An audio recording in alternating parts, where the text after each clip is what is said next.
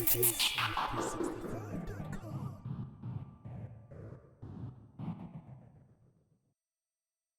Hey, what's up everybody? This is AJ Smith from AJSmith365.com. If you're on AJSmith365.com, be sure to bookmark that page. We offer a lot of good content on finance and professional development. And if you're checking me out on AJ Smith365 YouTube channel, be sure to subscribe and like. Again, we provide financial improvement, financial betterment, as well as professional development information. Today, what I want to talk about is the 15-year mortgage versus the 30-year mortgage. I want to kind of do a little bit of a comparison there. Not to say which one is better than the other. I'm just going to present you with some information and some things to think about. So first off, because most homers or potential homeowners, should I say, you have various loan options out there and the terms surrounding that loan. Most people tend to go into a 30-year fix because you'll know that your interest rates won't fluctuate, therefore your payments won't fluctuate. Sometimes you can go into an ARM loan, which is an adjustable rate mortgage, where the rate of the loan fluctuates over either a 1-year period or 3-year period or something to that effect. It updates periodically. Those can be good because typically you get lower rates on those initially, but those rates can fluctuate. They can go up and they can go down. 30 years pretty much a locked fix. So if you're locked in at 3%, 2%, or 1%, you're locked in for the term of that loan, whether it be a 30-year or the other ones, because now you have newer options, with the new millennium brought in newer options such as the 5-year, the 10-year, and also the 15-year mortgage. So, and I'm pretty sure most people know the 30 years probably your more traditional loan. So the 30 years is basically you have a repayment period of 30 years where the loan matures at 30 years past your initial loan date. So, you're taking 30 years to pay for your house, but you have a 30-year time period to do it, and you can stretch out the payments. But then you're getting offered other loans such as 15-year, 10-year, and 5-year, where individuals don't want to be locked into paying a mortgage for that for a 30-year length of time, which is your more traditional loan. You can pay it off in 10 years, 15 years, or 5 years. But right now I want to just look at the 15-year and the 5-year. So of course we already discussed that the 30-year loan is a 30-year fixed rate loan is a loan that matures after 30 year with a 30-year repayment period, and the 15-year loan is a loan that you pay back over a 15-year period of time. For the purposes of me giving this lecture right here, I want to set up just a quick scenario, and I want to lock in addition to those scenarios, I'm going to make some assumptions and some notes. So the scenario that I'm going to provide is this, that I'm referring back to is one is that the house that the individuals are buying is $200,000. It has a sales price of $200,000 flat. The interest rate on that loan for the 30-year is going to be 3%, and for the 15-year it's going to be 1.5. So I've already given you a little bit of sneak peek preview of one of the attributes that the 15-year typically has a lower interest rate than the 30-year. The assumption that we're going to make for this example is that the borrower is going to abide by the terms of the loan. What I mean by that is this: if the loan requires that the borrower pay $1,000 a month every month for 15 years or for 30 years, the borrower is paying exactly $1,000 a month. They're not,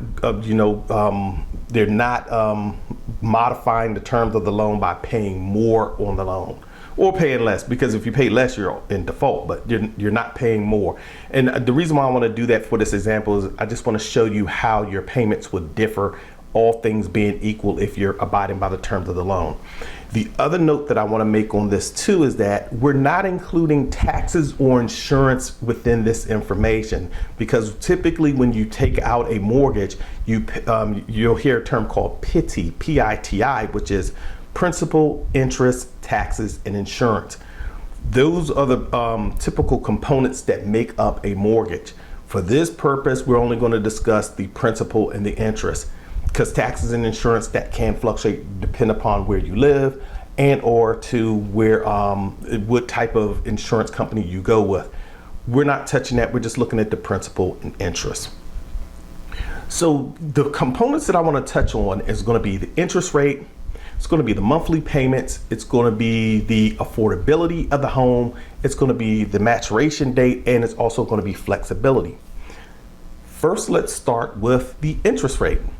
So when you, and I also already kind of talked about this, on the interest rate, you're typically going to get the 15-year loan is going to have an advantage over the 30-year loan when it comes to interest rates, because they're kind of incentivizing the borrower by, since the borrower is taking on paying back a $200,000 home, that's our scenario, within a 15-year period of time.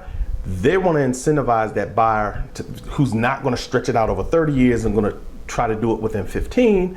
They're going to say, well, we'll give you a cheaper interest rate on that. So the 15-year loan typically has a lower interest rate than the 30-year. So just in our fictitious scenario of a buyer buying a $200,000 house, that 1.5% that would be with that 15-year loan, you would be looking at, if you were to pay back over the 15-year period, over a 15-year period of time, all things being equal, you're making the monthly payments, the minimum monthly payments on that loan over a 15-year period of time, that borrower would only be paying $223,467.49 for the house. Now, how did I come up with that number? And again, these are just scenarios. I use Bankrate. Bankrate has a great calculator on their website. If you're not familiar with Bankrate, please go to their website. They have it calculates the true cost of a loan. If you Google that, you do a search on true cost of a loan, Bankrate, that URL will come up. It's also in the article on ajsmith365.com, because there's an article associated with this video. So the URL will be in that video. But we use that simulation to kind of build out this particular scenario. But a 1.5% interest rate on a 15-year loan would total $223,467.49, according to Bankrate's calculator, over the 15-year life of the loan. However, if you were using that same your 30-year, since we're talking about interest rates, if you took out a 30-year loan on a $200,000 house and using our Bankrate calculator simulator for the true cost of the loan, that number went up to $338,554.90. So when you're looking at the interest rate component and seeing how the 15-year loan it has an advantage over the 30-year, you would be saving over the term of the loan $80,000, a little bit over $80,000. So when you're looking at it from an interest rate perspective, definitely your 15-year loan is going to be better. However, now let's look at a second component, and that second component is going to be the monthly payments.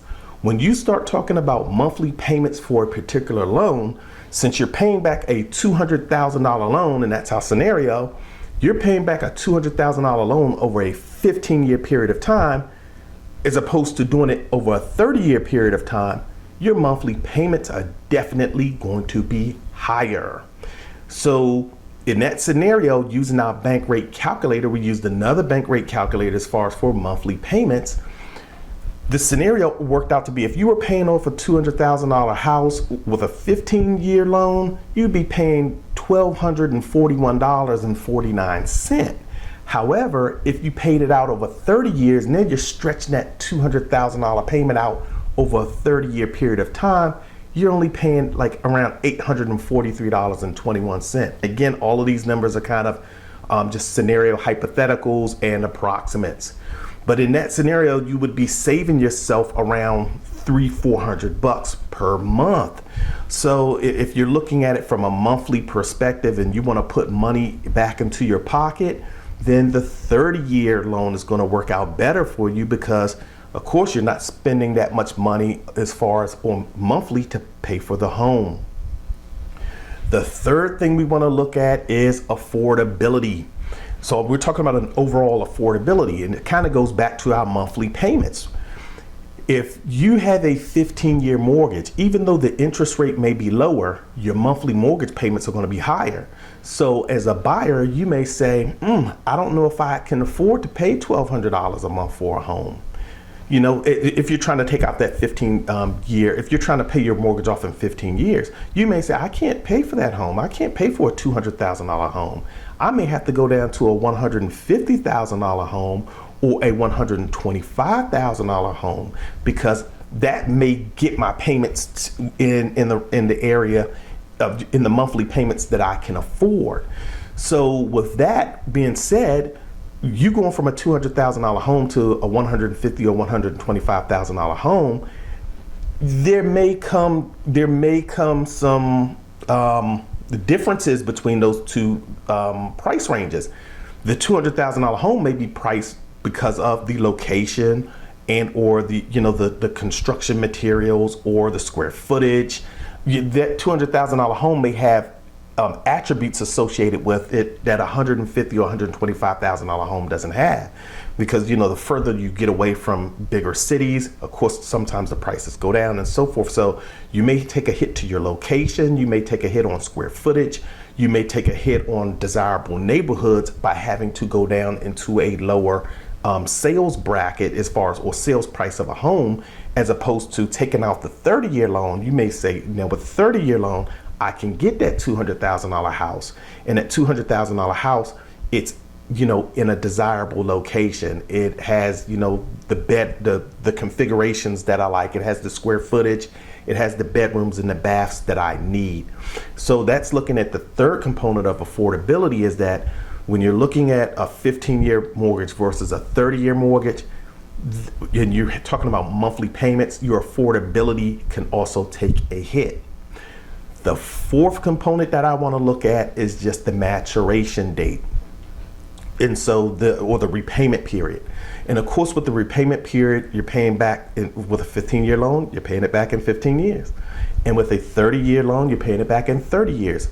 So this one, I really would just say it's just a matter of preference for a particular buyer, whether you want to make the payments out over 15 years or whether you want to make the payments out over 30 years. If you're just the type of person that's like, I want to get this house paid off so that it's mine, I'm worried more about accruing or building equity in this property as quickly as possible.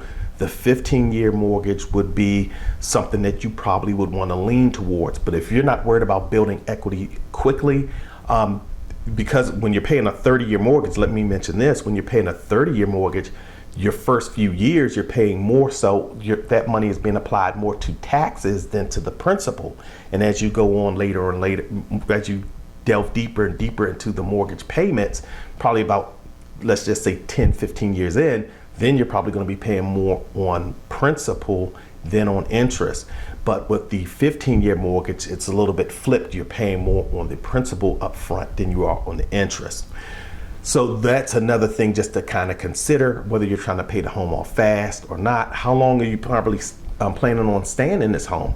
That may sway your decision of whether you want to take out a 15-year loan or whether to take out a 30-year loan. Because if you're like, I'm only going to be in it for 5 to 7 years, you may say, well, I'd rather have the short monthly payments, because then I'm just going to sell this house and get rid of it. But I'd rather be able to afford the house that I want. Or you may just say, hey, I want to pay it off quickly, build some equity so I can go to another place. Finally, I want to look at flexibility. Now, flexibility, I think, is a key component. And when you're comparing a 15-year mortgage to a 30-year mortgage, no doubt about it, you're going to have more flexibility with the 30-year mortgage. And the reason why I say that is this. With the 30-year mortgage, let's just take our scenario. If you're making an $843, if your monthly payments are only going to be $843 underneath the 30-year scenario, whereas underneath the 15-year scenario, your payments would be $1,241. For the 15-year borrower, they're pretty much kind of locked in to say that the minimum payment that I can make is going to be $1,241. Now, I know in our initial scenario, I made the assumption that we were going to abide by the terms of the loan, but this is where flexibility comes into play. Because with flexibility, one can say you don't have to abide by the terms of the loan. You know, you have to abide by the terms of the loan as far as from making a minimum payment. Just like if you had a credit card. If you have a credit card and you run up $1,000 of debt on a credit card, your minimum monthly payment may be $10. And you can pay $10 per month till you pay it off, but it'll probably take you 20 years. But if you say, I'm not going to abide by the terms of the loan, I'm going to pay $100 a month and I'm going to pay it off in 10 months. You can do that. And the same is true when you take out a mortgage. If you take out a 30-year mortgage, and going back to our scenario, if your monthly payments are only $843, you may say, hey, I got enough free cash, or if I get raises and promotions, if I get bonuses, or if I just get some extra cash, I'm going to send in a check to my mortgage company, or I'm going to, electronically send them some funds, and I'm going to apply it to principal, and I'm going to pay down the house on my schedule. And there may be some months where you say, January, February, March, you just paid the minimum monthly payment of $843. And then you get a bonus in May and June and you pay more. And then the rest of the year, you go back to paying whatever it is you want to pay. These are things that you can do underneath a 30-year mortgage. But with a 15-year mortgage, you still have flexibility. Don't get it wrong. You have the flexibility to pay more than $1,241, but your minimum threshold is $1,241. Whereas the 30-year person is starting off at $843. That's the minimum they have to pay a month, because their minimum payments are going to be lower. So they can pay the $843, but they can bump up to $1,241, or they can bump up to $2,000 a month. With the 15-year borrower, they can bump up, but they're starting at a floor of $1,241, and they can go up to $1,300, $1,400, $1,500, up to $2,000 per month, but their floor is a lot higher than the 30-year buyer. So to me, the advantage is to the 30-year borrower because they have a little bit more flexibility. So that's just the discussion that I wanted to have on the 15-year mortgage versus the 30-year mortgage. Again, if you like this video and you're on YouTube, please hit the like button. Also, please subscribe, and also leave us comments so we can respond back to you. And again, if you're on ajsmith365.com, definitely check out our other articles and bookmark that page. So this is AJ Smith for ajsmith365.com. I'm out of here. Peace.